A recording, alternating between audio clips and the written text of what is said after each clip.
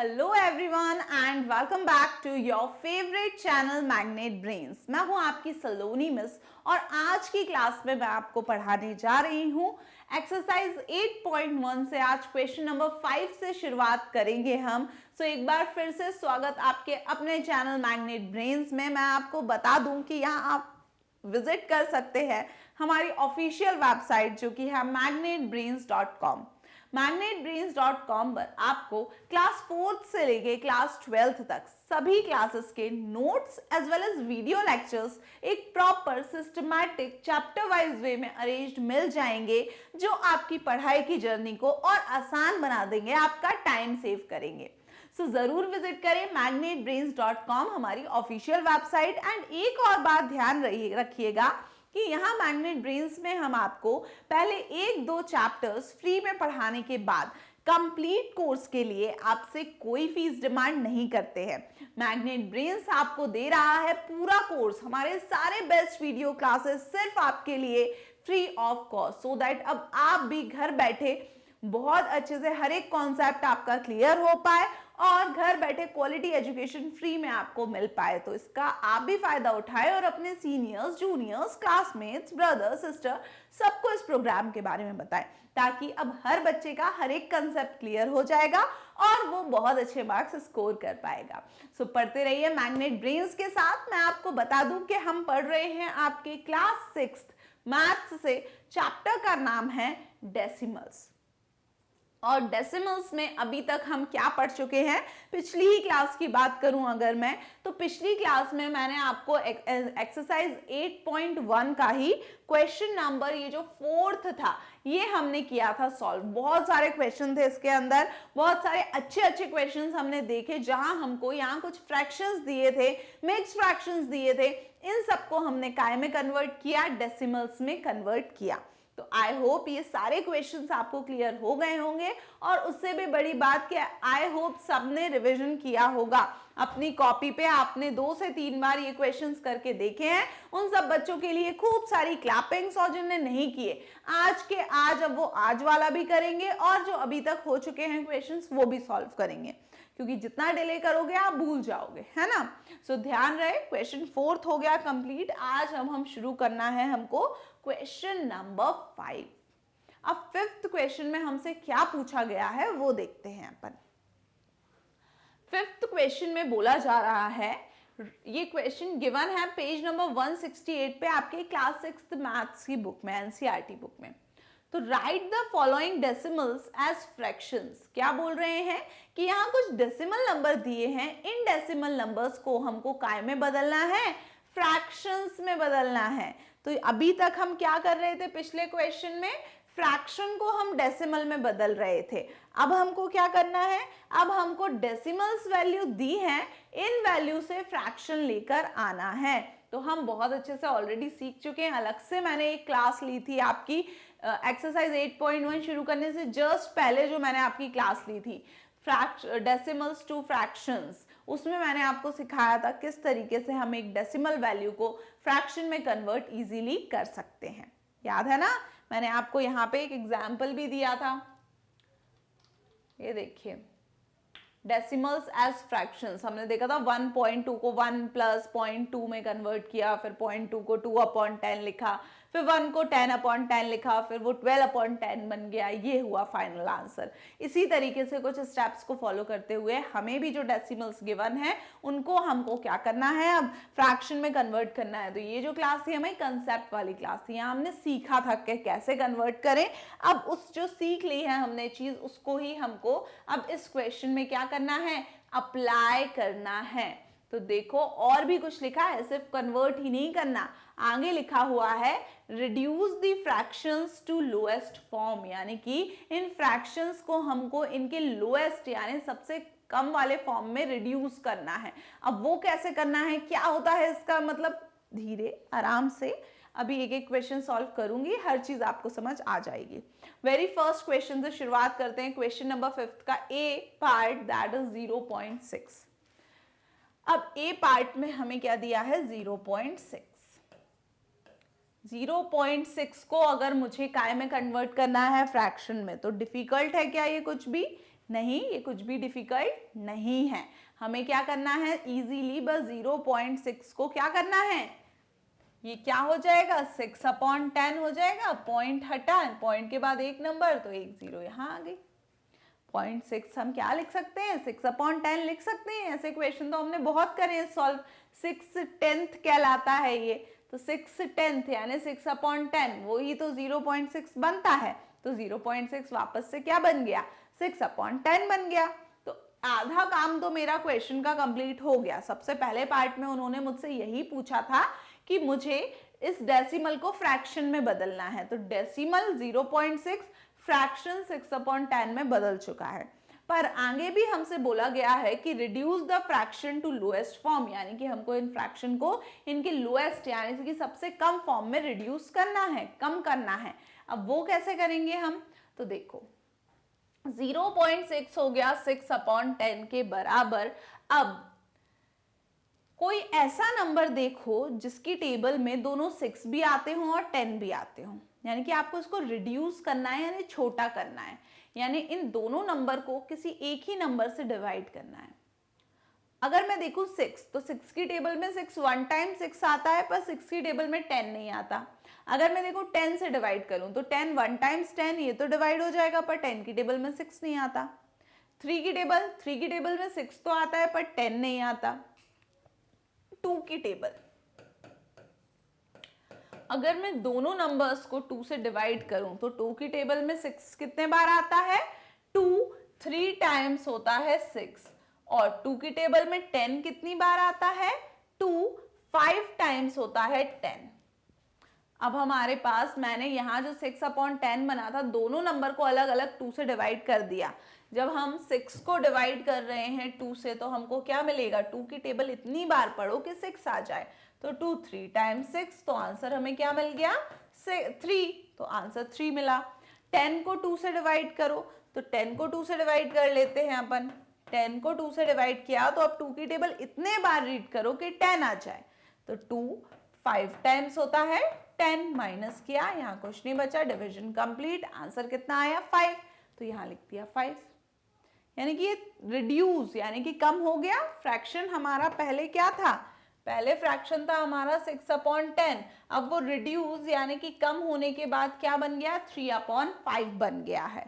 अब क्या ऐसा कोई और नंबर है जिससे मैं एक सेम नंबर से जिससे मैं 3 और 5 को फिर से डिवाइड कर दूं तो ये थोड़ा सा और रिड्यूस हो जाए, यानी कि ऐसा ही कोई हो, 3 की टेबल से 3 को डिवाइड कर सकती हूँ, 5 को नहीं कर सकती, 5 की टेबल से 5 को डिवाइड कर सकती हूँ 3 से, यानी कि क्या कोई एक ऐसा नंबर है जिसकी टेबल में 3 भी आता हो और 5 भी आता हो।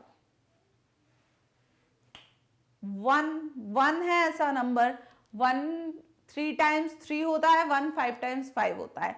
1 के अलावा और कोई नंबर नहीं है। पर अगर मैं इन दोनों नंबर को 1 से भी डिवाइड करूं, है ना, 3 को डिवाइड किया 1 से, तो 1 की टेबल में 3 कितनी बार आएगा, 1 3 टाइम्स 3, तो आंसर फिर से मुझे क्या मिला, 3 ही मिला।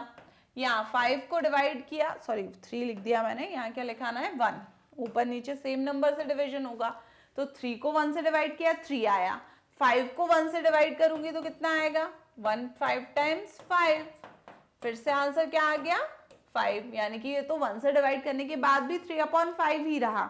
इसका मतलब ये अब इससे ज्यादा और रिड्यूस नहीं हो सकता। तो हमारा फाइनल आंसर क्या होगा कि ये जो हमारा 0.6 डेसिमल नंबर है, इसको हमने क्या लिखा, फ्रैक्शन के फॉर्म में ये बन गया 6/10 और रिड्यूस करके बन गया 3/5। रिड्यूस कैसे करना है, कोई भी चीज कम कैसे होगी, जब हम उसको डिवाइड करेंगे। अरे एक सिंपल सा पिज्जा है अपने पास, उस पिज्जा को 2 बराबर हिस्सों में बांट दो, एक हिस्सा आपने ले लिया, एक हिस्सा आपके भाई ने ले लिया, तो वो कम हो गया, अब आपके पास कम बचा, पहले पूरा एक पिज्जा था आपके पास, अब 2 भाई बहन और आ गए, यानी कि अब उस एक पिज्जा के 4 बराबर पार्ट्स हुए, सबने एक एक हिस्सा ले लिया, एक एक स्लाइस ले ली, तो छोटा छोटा स्लाइस मिला सबको, यानी कि वो जो पिज्जा है वो अब कम हो गया, हम सबको कम कम मिल रहा है पूरे एक पिज्जा के कंपैरिजन में। तो यानी हम क्या करें, डिवाइड कर रहे हैं पिज्जा को। तो डिवाइड जो होता है वो काम ही कम करने का करता है, मल्टीप्लाई करोगे तो नंबर्स इंक्रीज होते जाते हैं, कोई भी चीज मल्टीप्लाई हो रही है यानी कि वो बढ़ रही है, और वहीं कोई भी चीज अगर डिवाइड हो रही है यानी कि वो चीज कम हो रही है, रिड्यूस हो रही है। और यहाँ हमको अगर फ्रैक्शन को रिड्यूस करना है तो हम क्या करेंगे, उसको डिवाइड, और नॉर्मल रिड्यूस नहीं करना, उसके लोएस्ट फॉर्म तक रिड्यूस करना है, यानी कि वहां तक आप उसे कम करते जाओ कि वो और कम ना हो पाए। अब 3 और 5 से और कम हो ही नहीं रहा था, कोई भी ऐसा नंबर था ही नहीं जिसकी टेबल में अब 3 और 5 और आए, तो यानी कि यही इसका रिड्यूस फॉर्म है, यही हमारा फाइनल आंसर होगा। क्लियर हुई कहानी? अब इसी में एक क्वेश्चन हो गया हमारा कंप्लीट। अब मैं आपको लोएस्ट फॉर्म रिड्यूस का एक और चीज बता दूं। फॉर एग्जाम्पल मेरे पास कोई नंबर दिया है 30 अपॉन 40 मान लो, ठीक है। तो अगर मैं इसको रिड्यूस कर रही हूँ, कोई ऐसा नंबर जिसकी टेबल में 30 भी आए 40 भी आए, तो मैं क्या करूंगी, 2 से कर देती हूँ डिवाइड। अगर 30 को 2 से डिवाइड कर रही हूँ तो 15 आंसर आएगा, 40 को 2 से डिवाइड कर रही हूँ तो 20 आंसर आएगा। यानी कि मेरा जो फ्रैक्शन था 30 अपॉन 40, अब उसको मैंने रिड्यूस करके क्या बना लिया, 15 अपॉन 20 बना लिया। पर क्या ये अभी भी अपने लोएस्ट फॉर्म में है? लोएस्ट फॉर्म में वो तब होगा जब इससे ज्यादा वो रिड्यूस ना हो पाए। पर यहां देखो अभी भी अगर मैं इसको 5 से डिवाइड करूं तो क्या होगा, 5 3 टाइम्स होगा 15 और 5 4 टाइम्स होगा 20, यानी कि अभी भी 15 अपॉन 20 और रिड्यूस हो गया और अब बन गया 3 अपॉन 4, यानी कि 2 बार रिड्यूस हो गया ये। और हो सकता है क्या रिड्यूस, या 3 अपॉन 4 ही अब इसका लोएस्ट फॉर्म है। तो अब ऐसी कोई टेबल, ऐसा कोई नंबर जिसकी मल्टीप्लिकेशन टेबल में 3 भी आए और 4 भी आए, ऐसा कोई नहीं है टेबल। 3 की टेबल में 4 नहीं आता, 4 की टेबल में 3 नहीं आता, ऐसा कोई एक नंबर नहीं है जिसकी टेबल में दोनों आए। 1 को छोड़कर 1 से डिवाइड करोगे 3 अपॉन 4 ही रहेगा आंसर फिर से। तो यानी कि अब ये जो 30 अपॉन 40 है उसका वो रिड्यूस हो चुका है अपने लोएस्ट फॉर्म में, 3 अपॉन 4 उसका लोएस्ट फॉर्म होगा। अब वो तो मैंने आपको बताया कि वो रिड्यूस होते होते कैसे हो रहा है, जबकि इसको हम एक स्टेप में भी कर सकते थे।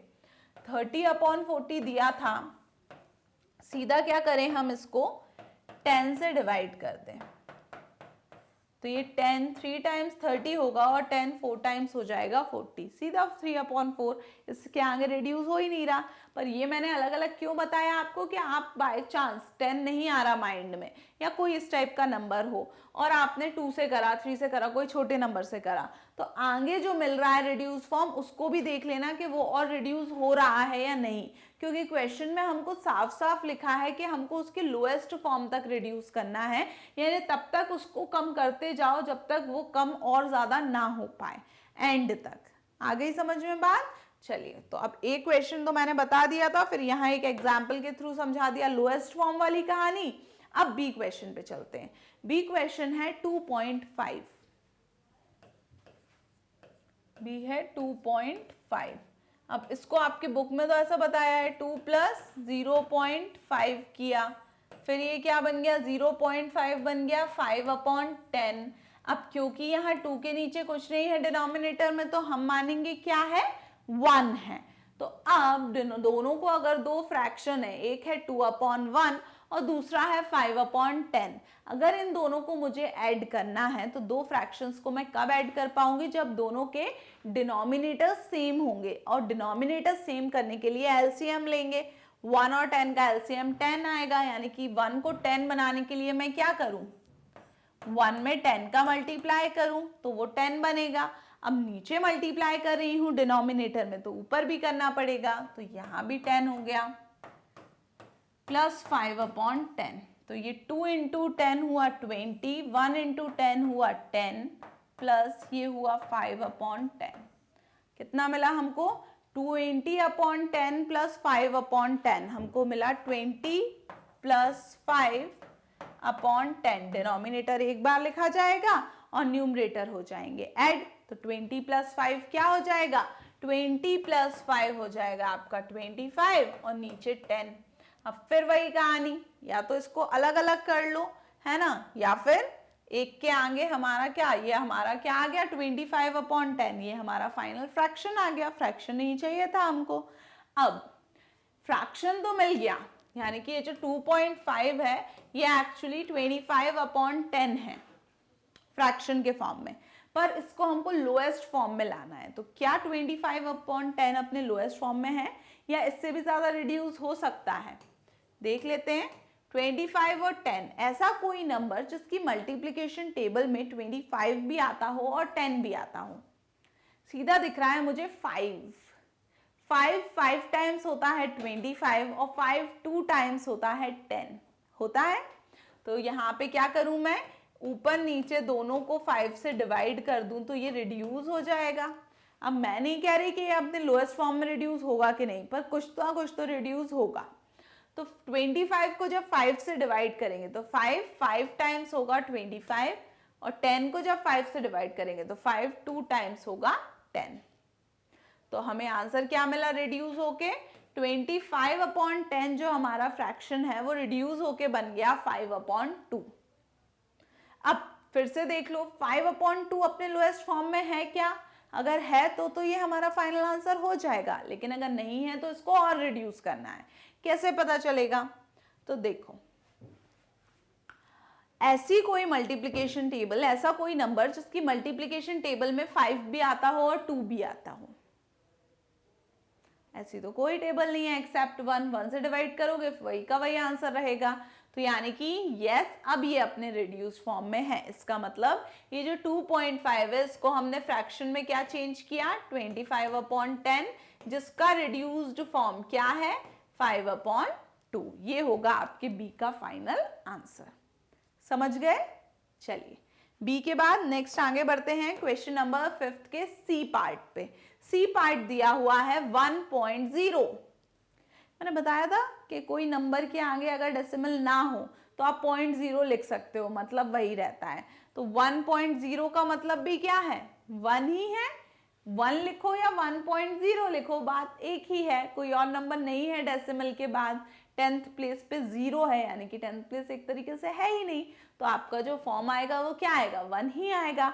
1/1 बोल लो, अगर आपको इसको फ्रैक्शन के फॉर्म में दिखाना है तो ये 1/1 है, और 1/1 और ज्यादा रिड्यूस होगा क्या, नहीं, तो यही होगा क्या आपका फाइनल आंसर, है ना। कोई कंफ्यूजन तो नहीं है। क्वेश्चन दिया था हमको सी में 1.0, तो अब हमने क्या किया, या तो आप हटा दो, पॉइंट हटाया तो पॉइंट के बाद एक नंबर है, एक 0 नीचे 1 के साथ, तो ये क्या हुआ 10/10। 10/10 दोनों को 10 से डिवाइड कर दो, 10 1 टाइम्स 10, 10 1 टाइम्स 10, आपका फ्रैक्शन क्या हुआ 1/1 हुआ। या सिंपली आप क्या कर सकते हो, 1.0 लिखा था, हमें पता है वो 1 के ही बराबर है, आप 1 लिखो या 1.0 लिखो बात एक ही है, और नीचे क्या होगा 1 ही होगा। तो ये आपका फ्रैक्शनल लोएस्ट फॉर्म में रिड्यूस्ड ही का ही रिड्यूस मिल गया। समझ में आ रही है बात। चलिए, तो ये एक बहुत अच्छा क्वेश्चन माना जाएगा, क्योंकि नहीं तो यहाँ पे बच्चे कंफ्यूज हो जाएंगे कि इसमें क्या करना है, बस यही करना है। क्लियर। आगे बढ़ते हैं question number D. D question is 3.8। 3.8 को अब हमको रिड्यूस करना है, और उसको पहले फ्रैक्शन में चेंज करना है, फिर उसके फ्रैक्शन को रिड्यूस करना है। सो डी क्वेश्चन इज 3.8। इसको देखो, 3.8 क्या करें, 3 को अलग कर लें, 0.8 को अलग कर लें। 3.8 मतलब 3 + 0.8 होगा। अब 0.8 का मतलब 8/10। अब 3 के नीचे तो कोई भी नंबर है नहीं, तो हम क्या लिखेंगे 1। अब अगर दो फ्रैक्शन है, एक है 3/1, एक है 5/10, और दोनों को अगर मेरे को जोड़ना है, ऐड करना है, तो मेरे को क्या करना पड़ेगा, मुझे इन दोनों के जो डिनोमिनेटर्स है, नीचे की वैल्यू है, उनको सेम करना पड़ेगा। तो अब मैं क्या कर सकती हूँ, यहाँ नीचे अगर मेरे को यहाँ भी 10 चाहिए तो मेरे को यहाँ नीचे 10 का मल्टीप्लाई करना पड़ेगा। अगर डिनोमिनेटर में 10 का मल्टीप्लाई करेंगे तो न्यूमरेटर में भी 10 का मल्टीप्लाई होगा, सो दैट हमारा फ्रैक्शन चेंज ना हो। आगे यहाँ दिया है 8/10, ये ऐसा का ऐसा, तो ये क्या बन गया 3 × 10 30/1 × 10 10, तो 30/10 + 8/10, ये हो गया आपका आंसर। अब 10 10 कॉमन है डिनोमिनेटर में, तो एक बार लिखा जाएगा,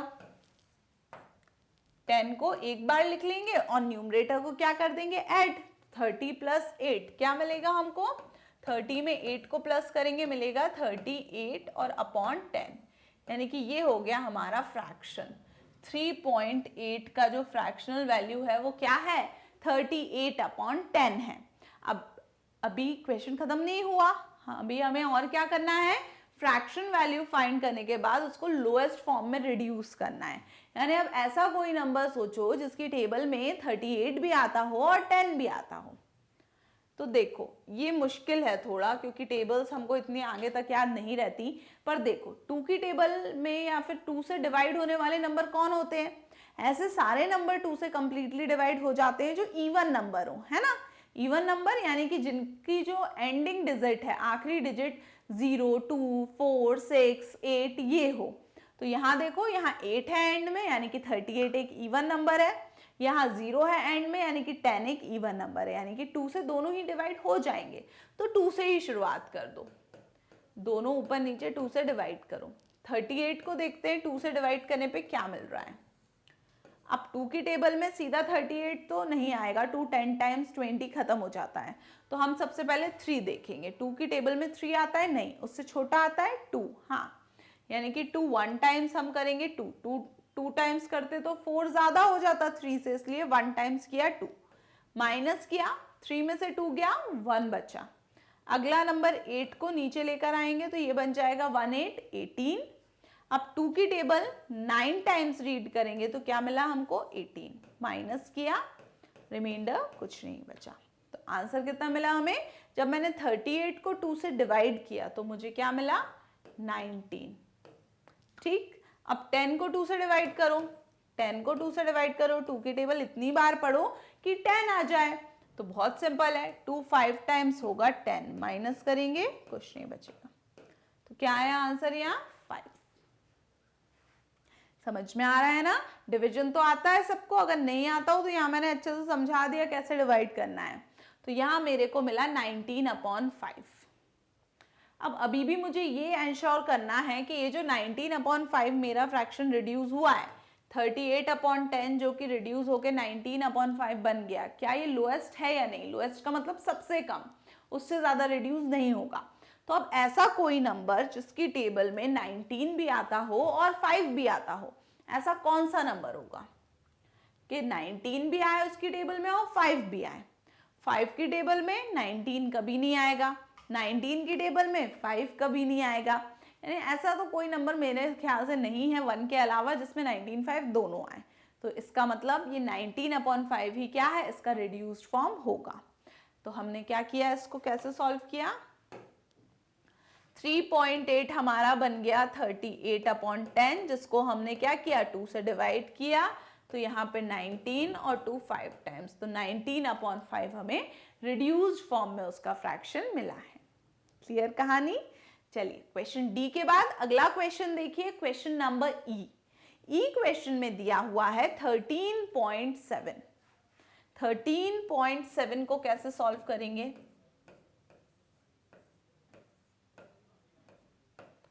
क्वेश्चन इज 13.7। तो देखो 13 अलग किया, 0.7 अलग किया। जब 1 3 13 में 0.7 में ऐड करूंगी तभी तो 13.7 मिलेगा, राइट। सो 13 में जब हमने ऐड किया 0.7, अब क्या करें आगे की स्टेप, 0.7 को मैं क्या 7/10 लिख सकती हूँ, यस बिल्कुल लिख सकती हूँ। अब क्योंकि 13 के नीचे कुछ नहीं है डिनोमिनेटर में, तो हम मान के चलते हैं क्या है, 1 है। अब दो फ्रैक्शन है मेरे पास, 13/1 और 7/10, और दोनों के बीच में लगा है प्लस। कोई भी दो फ्रैक्शंस तभी ऐड हो पाएंगे जब उनके डिनोमिनेटर सेम होंगे। यहां तो डिनोमिनेटर एक का 1 है, एक का 10 है, सेम तो है ही नहीं, फिर क्या करें, सेम बना लेते हैं। यानी कि यहाँ पे 10 है, यहाँ 1 है, मैं क्या 1 को 10 बना सकती हूँ, बिल्कुल। क्या करूं मैं 1 में 10 का मल्टीप्लाई कर देती हूँ तो ये 10 बन जाएगा। अब 1 में तो 10 का मल्टीप्लाई कर दिया तो वो 10 बन जाएगा, डिनोमिनेटर सेम हो जाएंगे, पर क्योंकि मैंने इस फ्रैक्शन में डिनोमिनेटर में कोई चेंज किया है, 10 का मल्टीप्लाई किया है, तो मेरे को न्यूमरेटर में भी चेंज करना पड़ेगा। तो ये क्या हो जाएगा 13 मल्टीप्लाइड बाय 10, ये हो जाएगा 7/10। ठीक, अब देखो 13 मल्टीप्लाइड बाय 10 हो जाएगा 130, 1 मल्टीप्लाइड बाय 10 हो जाएगा 10, 7/10 ये हो जाएगा। कितना मिलेगा आंसर? डिनोमिनेटर सेम हो गए तो न्यूमरेटर को क्या करूं, ऐड कर दूं। तो न्यूमरेटर में क्या है 130 प्लस 7 और डिनोमिनेटर सेम है तो एक बार लिख लेंगे। तो क्या मिलेगा 130 में 7 ऐड करूंगी तो 137/10, यानी कि ये हो गया हमारा क्या फाइनल आंसर कि ये जो है हमारा 13.7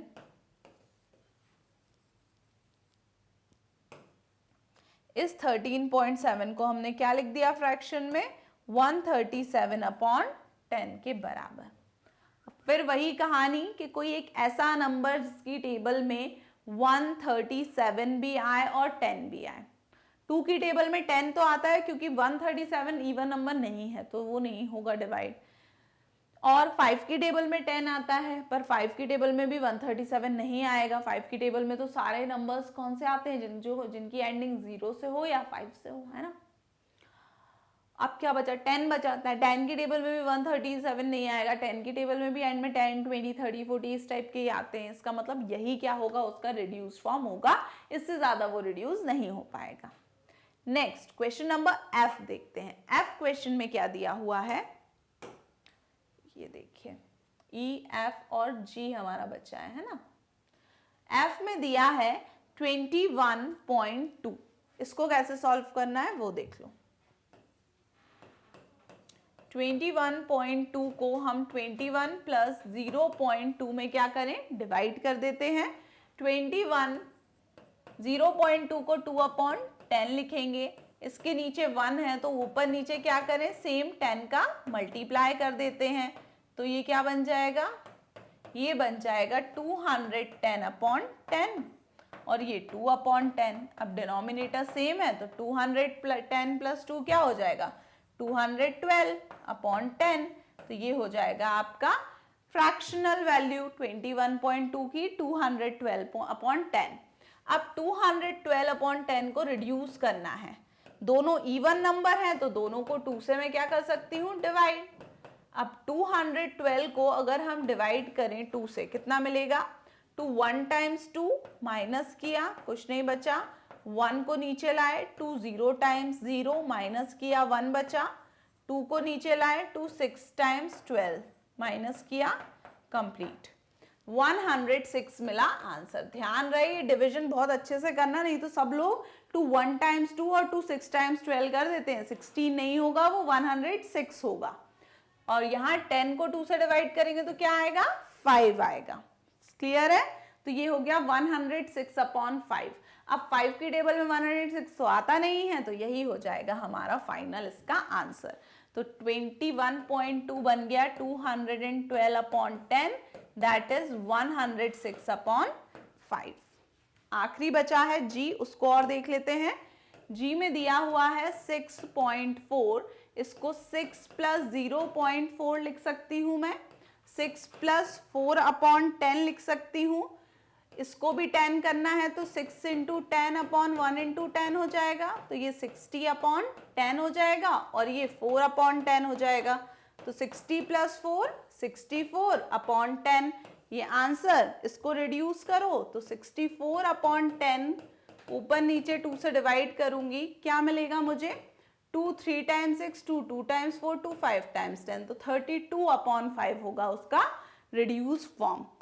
तो ये हो गए आपके सारे क्वेश्चन सॉल्व। इसके ये सारे आंसर्स 3/5 2/5 1 19/5 137/10 106/5 और 32/5। नेक्स्ट क्वेश्चन नंबर 6 हम स्टार्ट करेंगे अगली क्लास में। टिल देन रिविजन करते रहना है। Keep studying. Thank you so much. Bye bye.